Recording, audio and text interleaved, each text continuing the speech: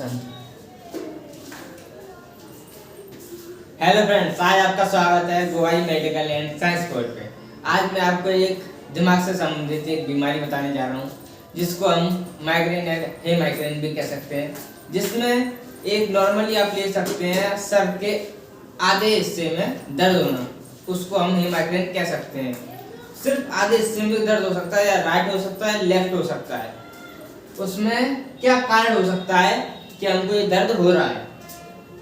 Blood related कोई भी blood related disease, मतलब ब्लड खून से संबंधित कोई भी हमको बीमारी हो, उसके कारण भी हो सकता है हमको।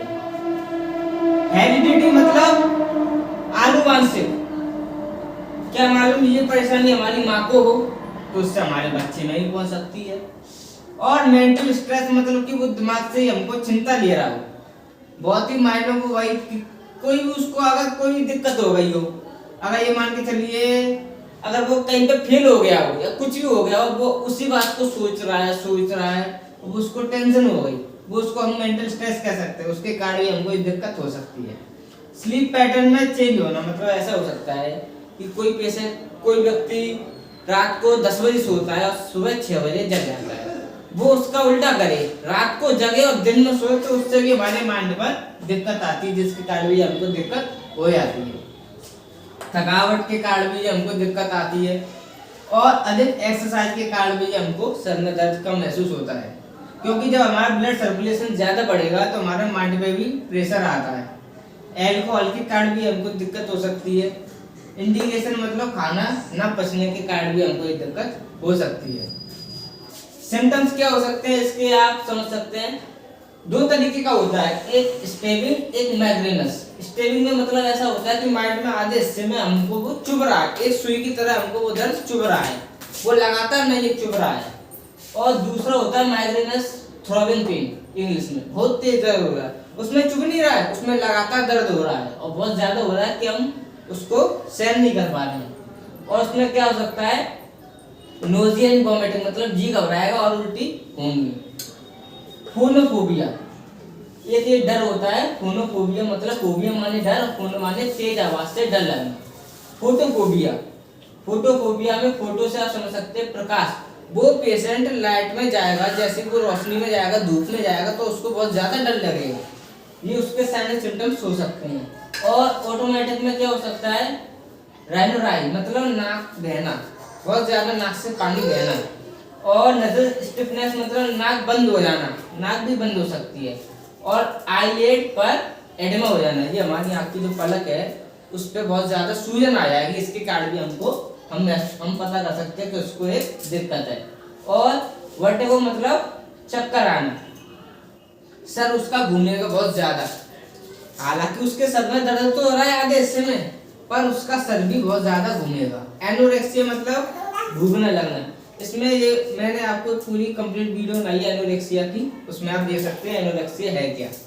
ट्रीटमेंट में आप क्या ले सकते हैं, इसके लिए कोई डॉक्टर के पास जाने की जरूरत नहीं है। हालांकि अगर आप 4 महीने या 2 महीने में ठीक नहीं हो पा रही है, या आप मान के चलिए 1 महीने तक हमने ये लगातार मेडिसिन ली फिर भी हमको नहीं हो रहा है, तो आप एक माइंड के डॉक्टर के पास आप जा सकते हैं। इससे पहले हम घर पे भी कर सकते हैं। अगर जैसे कोई भी पेशेंट है, उसको 2-4 बार दर्द हुआ तो उसने सोचा मैं डॉक्टर के पास चला जाऊं, ऐसा भी हो जाता है। कभी कभी थकावट के कारण भी हमको दर्द उत्पन्न हो जाता है, तो हम इसके लिए पेन किलर के लिए मतलब दर्द खत्म करने के लिए एक पैरासिप आती 650 mg।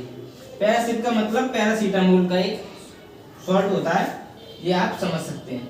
इसमें आगे है पैरा, और इसमें पैसिमोल दूसरे नाम से आती है टैबलेट, इसमें मोल है मतलब पैरासीटामोल। आगे पीछे से आप पता कर सकते हैं पैरासीटामोल से संबंधित, ये दर्द से संबंधित दवा है, जिसमें आप 650 mg है।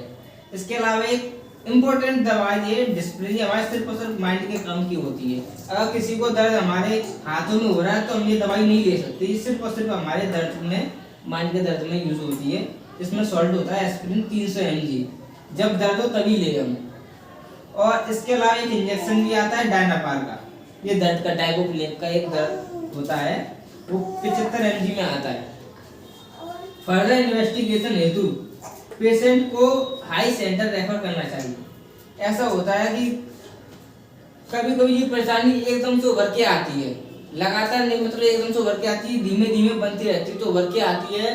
तो अगर पहला दिन हो गया, दूसरा दिन हो गया, 4 दिन हो गया, 5 दिन हो गया, अगर ये दर्द बंद नहीं हो रहा तो हम सीधे एक कहाँ पे ले जाएंगे, आई सेंटर पे, बड़े डॉक्टर्स पे, माइंड के डॉक्टर्स पे आप ये ले जा सकते हैं और इस बीमारी का इलाज करा सकते हैं। और वैसे भी ये अगर, और डॉक्टर अगर आपको दवा देगा तो इन्हीं सॉल्ट से संबंधित दवा देगा, कोई अलग दवा नहीं देगा।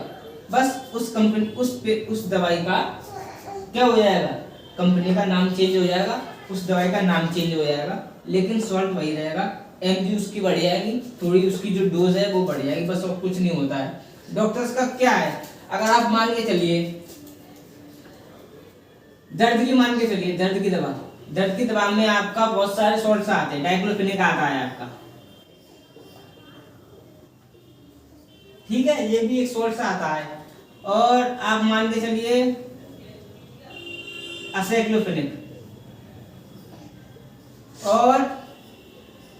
असाइक्लोफेनेक और डाइक्लोफेनेक, आप इसमें क्या समझ सकते हैं, पीछे क्या लिख के आ रहा है, फिनेल।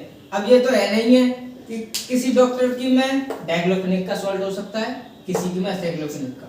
सिर्फ सॉल्ट पर ही आप ध्यान दीजिए मेडिसिन की, उसके नाम से कुछ नहीं होता। नाम में क्या है, नाम वो कुछ और भी रख सकता है, उससे संबंधित दवा से अलग संबंधित भी रख सकता है, और दूसरी दवा से संबंधित उसका नाम हो सकता है। सॉल्ट देख के आप पता करिए, यहाँ भाई इसकी दवा, ये आपके बुखार की दवा है, उसको आप ले लीजिए। अगर ये मेरी वीडियो पसंद आई हो तो मेरे चैनल को सब्सक्राइब, बेल आइकन जरूर दबाएं, जिससे आने वाली और भी जो बीमारी है उसके बारे में आपको पता चल सके।